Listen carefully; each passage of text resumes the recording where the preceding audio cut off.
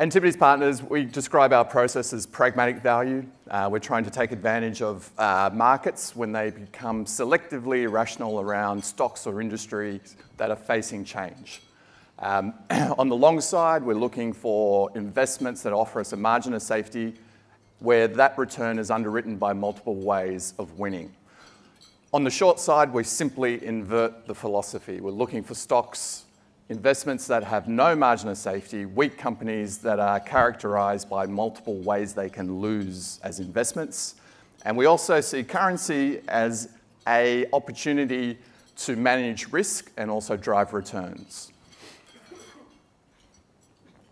As David mentioned, the environment is somewhat characterized by this very low volatility or low share price dispersion. Now, we don't think that necessarily equates with low risk.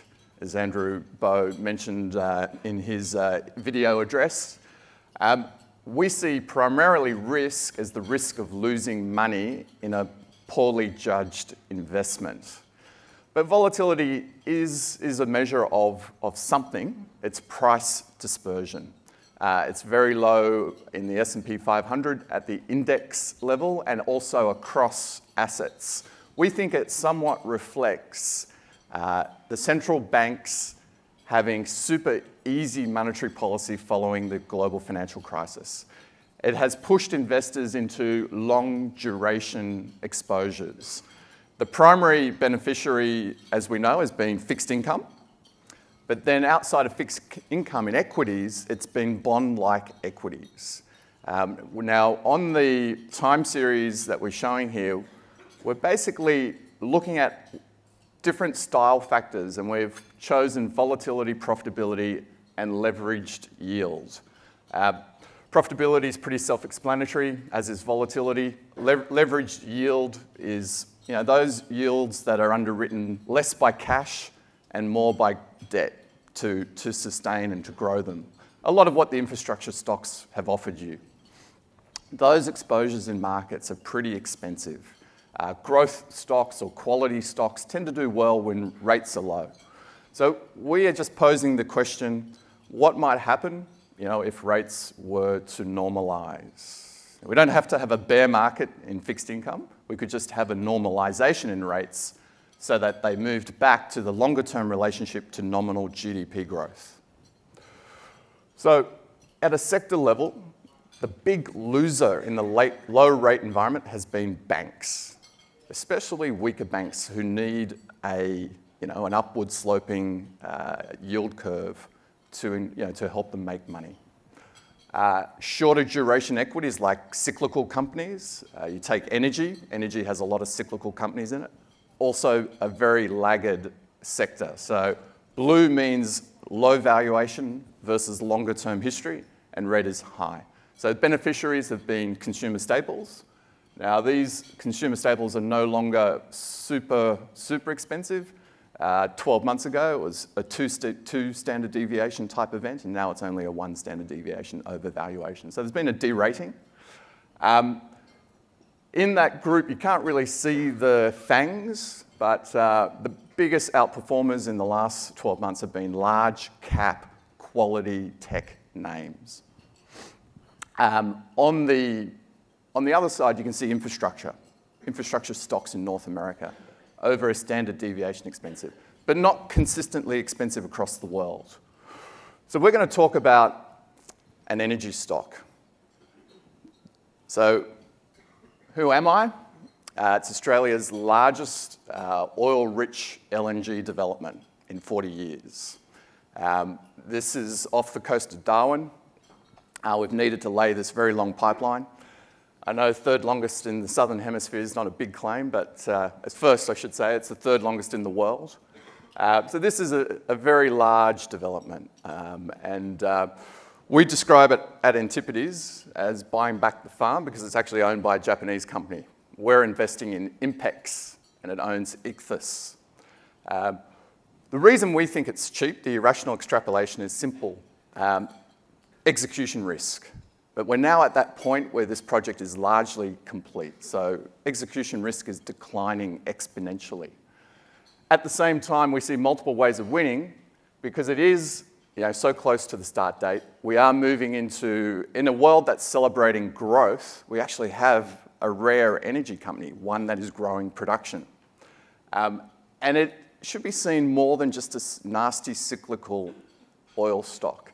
LNG is priced off oil, but we have high-quality customers, the Japanese utilities that tend to pay their bills. And we actually see it as a critical part of infrastructure. We've future-proofed the development. So we could expand this by 50% with very low capital cost. So we've opened up the entire Browse Basin, which is an enormous resource. Now, infrastructure assets are generally expensive. Inpex is offering us a 10% free cash flow yield. So we think a very large margin of safety. And it belongs in a cluster that we call cheap energy in the portfolios. And we also see, if you see the valuation metrics on the left there, there are ways you can hedge the oil price risk by shorting expensive energy. So the shale plays in North America are still being celebrated as growth energy stocks, but they're the opposite to Inpex. They're very short duration. They're on a treadmill. They have to keep drilling because the decline rates, the natural decline rate in their wells runs at around 60%.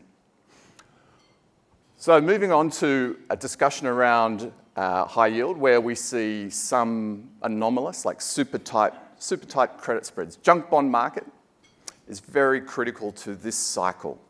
The 2007 global financial crisis cycle was more about mortgage lending. We don't see any real distortion in the US or generally across mortgage markets, but we do see it in the way corporates are funding their capital structure. That US capital structure has never, well, very rarely been more dependent on the junk bond market. So the lower quality companies in the US are leveraging up.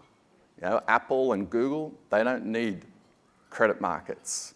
The shale oil industry is absolutely dependent on credit markets.